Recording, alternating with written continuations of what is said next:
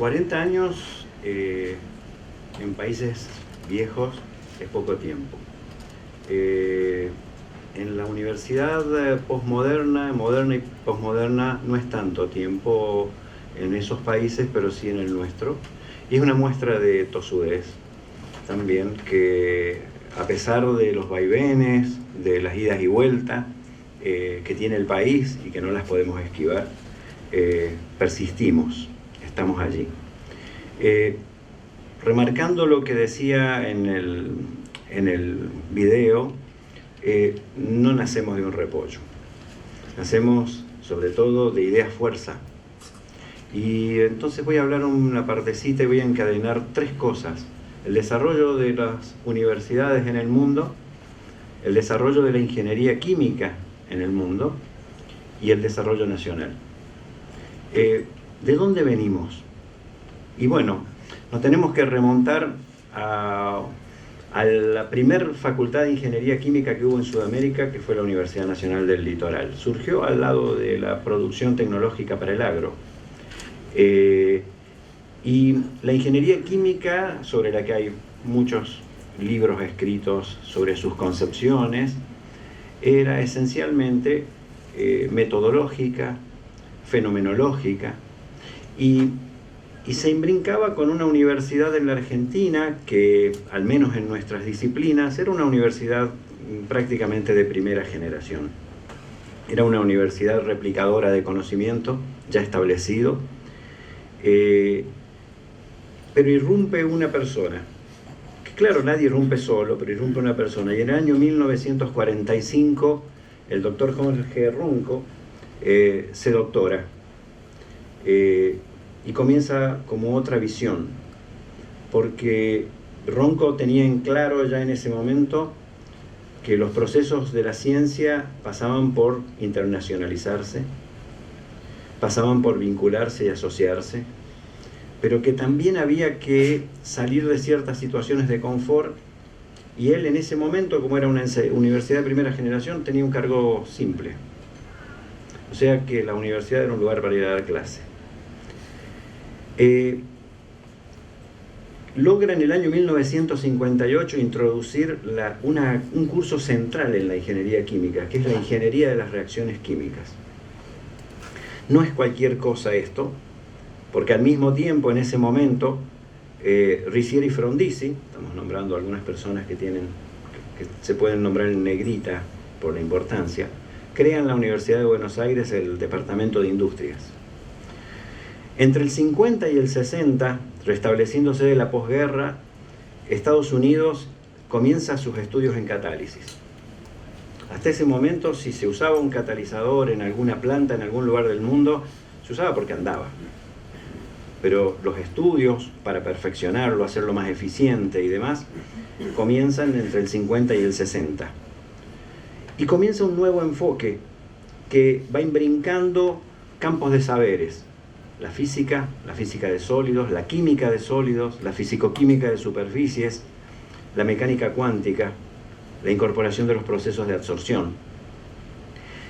A tal punto es así que recién en el año 1962 aparece el Journal of Catalysis.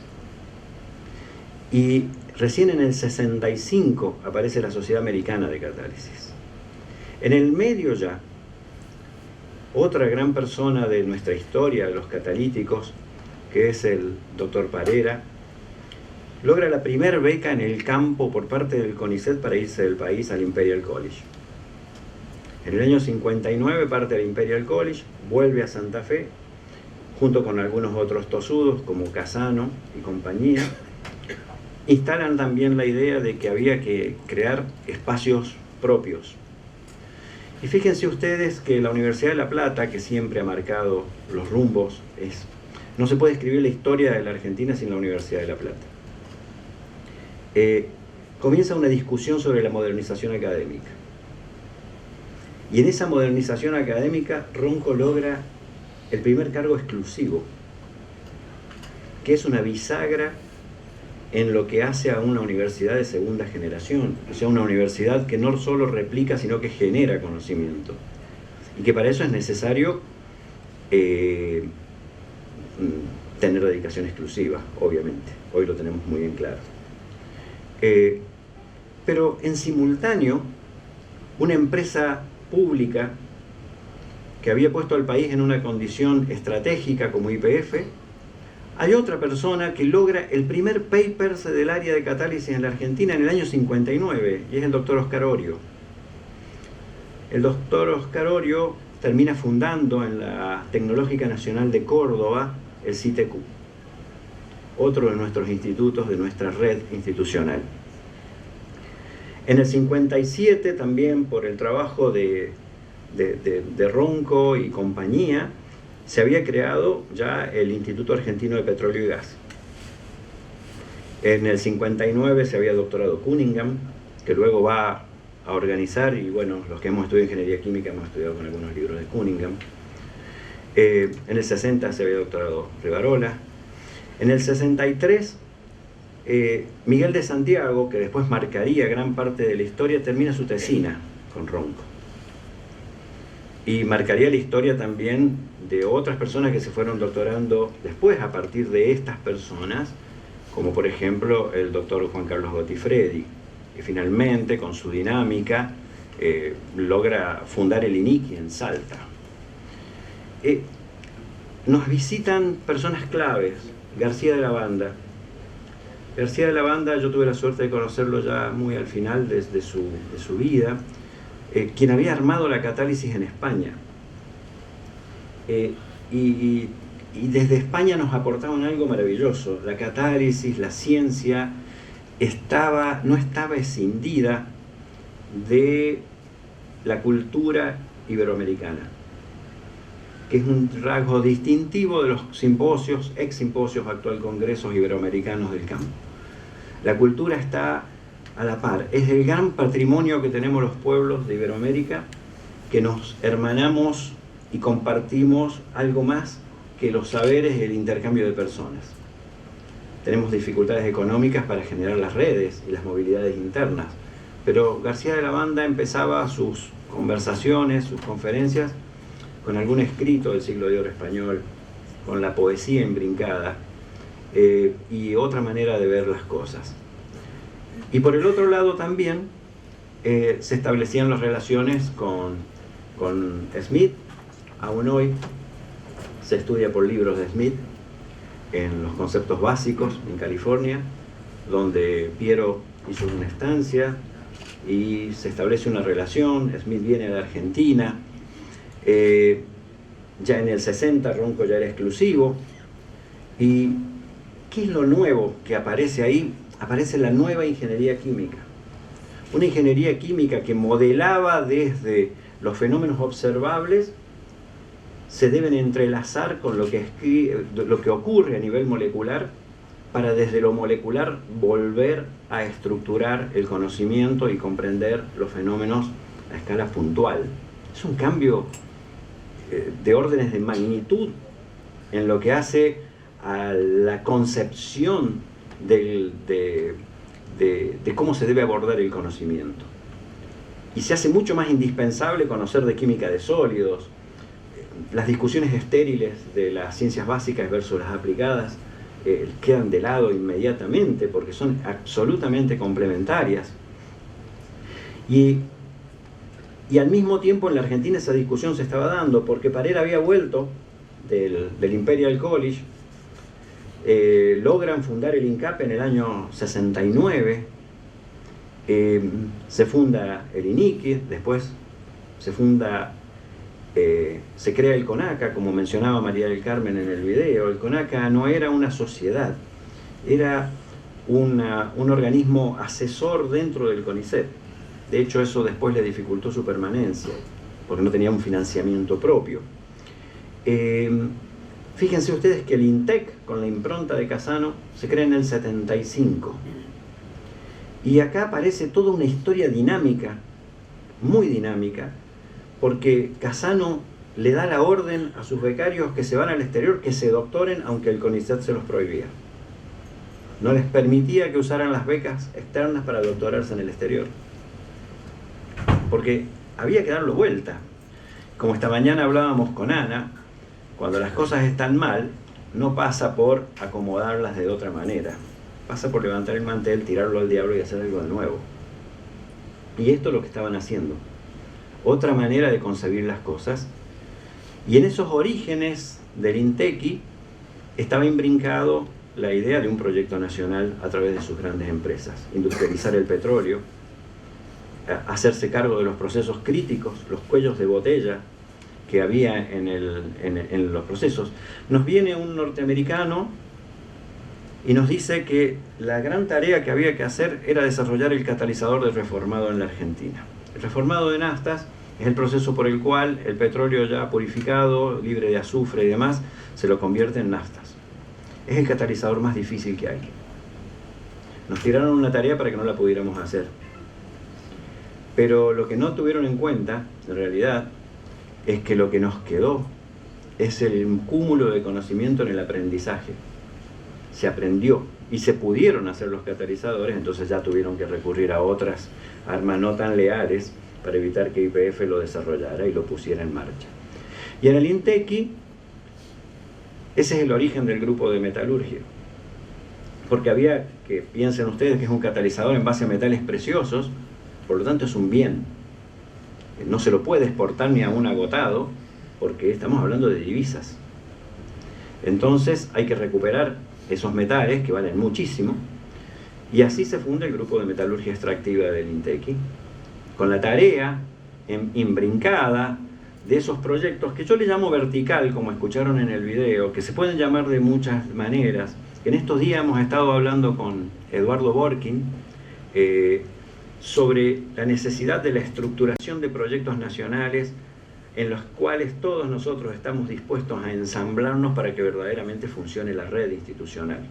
Yo creo que lo más valioso que tiene hoy CONICET es una red institucional que ha permitido sortear, porque es empleadora, todas las crisis y evitar que desaparezca la investigación en la Argentina.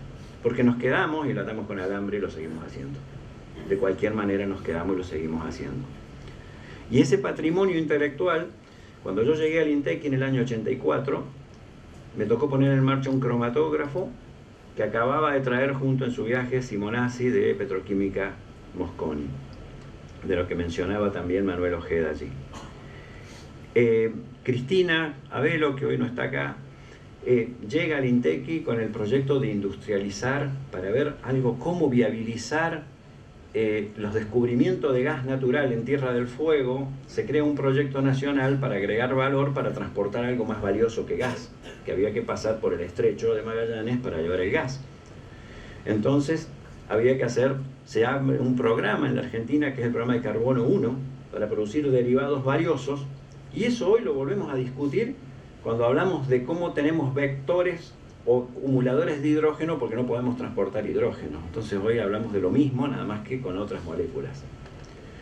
Ese patrimonio estuvo atravesado, toda esta historia estuvo atravesada por un desarrollo impresionante en el campo social, sobre todo de las ciencias sociales, de una discusión que planteó Sábato en su momento, que comienza con su triángulo de Sábato, donde esquematiza, como nos gusta a todos los que hacemos ciencias mal denominadas exactas, esquematiza para que podamos entender el rol del Estado, de la actividad privada y de la academia. Esa estructura era rígida para explicar, no le vamos a echar la culpa a Sábato. Él plantó esa idea, se desarrolla esa idea, y hoy estamos pensando en términos de una doble hélice, de Horowitz y de otros grandes pensadores al respecto, y no podemos dejar de pensar en eso. Y para pensar entonces el INTECI y sortear las crisis, teníamos que adaptarnos. Los investigadores en esto a veces somos un poco mercenarios, y nos adaptan con los financiamientos. Entonces, ¿eso qué quiere decir? Que los estados tienen fuerza para hacer políticas, porque si nosotros vamos detrás de los financiamientos, pongan financiamiento en los temas que le interesan al país y vamos a hacer eso. Y vamos a poner nuestras capacidades. Y entonces fue mutando, también mutó el mundo, las Las empresas, los catalizadores se volvieron commodities y entonces nosotros ya no tenemos que fabricar catalizadores, es muy costoso, pero podemos usar nuestros conocimientos para vincularnos al medio ambiente, a la calidad de vida, a la química verde, a la economía circular, que es en lo que hoy estamos en INTECI. Pero ¿por qué estamos hoy en INTECI en esto? Que nos va a abrir la puerta de las universidades de tercera generación. A lo que no le tenemos que tener miedo, lo que tenemos que discutir es cómo lo hacemos manteniendo la soberanía universitaria. No tenemos que tenerle miedo, a mi entender, a que se nos siente una empresa en un escritorio dentro de la universidad, sino cómo vamos a regular el patrimonio de la universidad para que no se pierda ese patrimonio nacional que tiene buen resguardo y que no va a ser tachado. Cómo las universidades ejercen su voto de oro cuando van a construir esto, que CONICET no lo hace. CONICET ya tiene algunas experiencias, no es su tarea construir empresas. Pero las universidades sí tienen dos tareas que CONICET no hace: el posgrado y esta otra posibilidad de incorporarse en una dimensión de tercera generación. Y hoy lo podemos pensar esto en INTECI y en San Luis lo podemos pensar libremente, sin estar en otro tipo de discusiones, porque hubo una persona como Piero, cuyo principal patrimonio que nos dejó fue que instaló el CONICET en San Luis. Con su capacidad política de moverse, logró que el CONICET no sea una mala palabra. Y eso, que parece simple cuando estamos adentro del juego ya, no es trivial, lo sabe la presidenta, en aquellos lugares donde hay que instalar el CONICET desde cero, lo sabe cualquiera. No es fácil, incluso en nuestra universidad, en algunos ámbitos donde todavía el CONICET no está instalado del todo.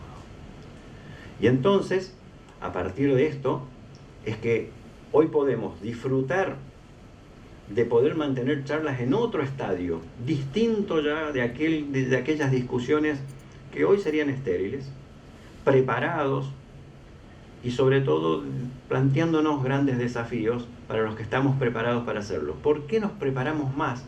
Y bueno, porque ciertas adversidades las convertimos en virtudes e incorporamos en el INTECI hace bastante tiempo ya, en el año 93, todo un área, el área de química orgánica. Y entonces ciertos conocimientos fundamentales necesarios para entender lo que sigue nos enriquecen. Luego incorporamos el área de química inorgánica, y eso sabemos bien hoy. Cualquiera que va a discutir un electrodo tiene que pensar en el material, en lo que va a pasar, en la tecnología y en quién lo va a usar. Y todo junto se puede pensar entre químicos, ingenieros, tecnólogos y demás. Y porque además eso, hoy, gracias a esa virtud, nos ha posicionado con una gran perspectiva de futuro. Nuestros 40 años nos encuentran con una gran perspectiva, con una mirada amplia, con un enriquecimiento muy grande en capital humano, y con grandísimas oportunidades de transmitir esto a nuestros alumnos. Por eso, para nosotros los 40 años son una instancia en la que recuperamos los orígenes y desde eso nos proyectamos al futuro. Y esa creo que es el principal mensaje que nos dejan estos 40 años, que por suerte están íntimamente asociados a los 40 años de democracia y a los 50 años de la universidad. Gracias.